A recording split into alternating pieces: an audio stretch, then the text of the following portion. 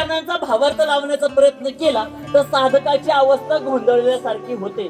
तुकोबारे तुम्ही म्हणताय प्रत्येक क्षणाला भगवंताच्या भक्तीची आपल्याला साथ घालता आली पाहिजे. त्याच्या पुढे गेलं तर तुम्ही म्हणताय ते का राहायचं, हे शरीर नाशवान आहे, त्याचा आज ना उद्या अंत ठरलेलं आहे. तुकोबारे ठीक आहे, म्हणजे शरीर नाशवान होणार आहे, आम्ही त्याच्यावर विश्वास ठेवला, आम्ही आज ना उद्या मरण पावणार याच्यावरही विश्वास ठेवला. पण तुकोबारे हे सगळं करण्याकरिता तुम्ही जे तिसरं चरण सांगितलं ते जरा जड जाते का.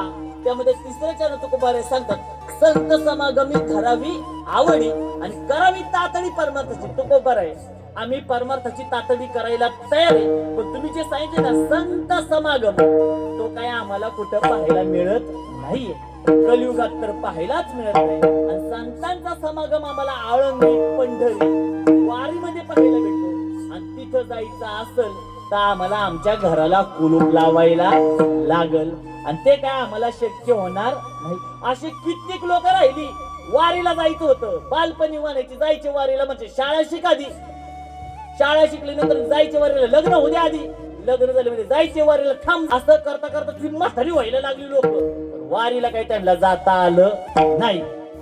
मग अशी अनेक लोक होऊन गेली. तुकोबाराय सांगतात मग तुकोबाराय आम्हाला हे का जाता येणार, तर आमच्यावर जबाबदार आहेत. ज्या ज्या लोकांची लग्न झाली त्यांना कोणत्या परिस्थितीतून सामोरं जावं लागतं, कुणाचं वर्षात जावं लागते, वास्तुशांती जावं लागते, मैत झाली जावं लागते, लग्न झालं जायला लागते, अनेक ठिकाणी जावंच लागते. मग हे सगळं करावं लागते. मग तुकोबाराय म्हणतात हे सगळं करत असताना आम्ही म्हटलं का तुम्हाला घराला कुलप लावा आणि तुम्ही इकडे निघून या, नाही.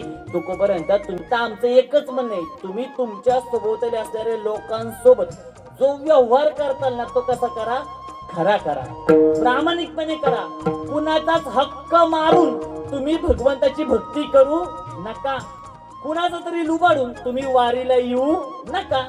थोडं जरी केलं तू का म्हणे लोकीचा व्यवहार आहे, हा व्यवहार करायचा आहे, नका डोळे धुरे भरून या राहू. हा व्यवहार करत असताना दुसऱ्याच्या हक्काचं काहीच लुबाडून राहू नका.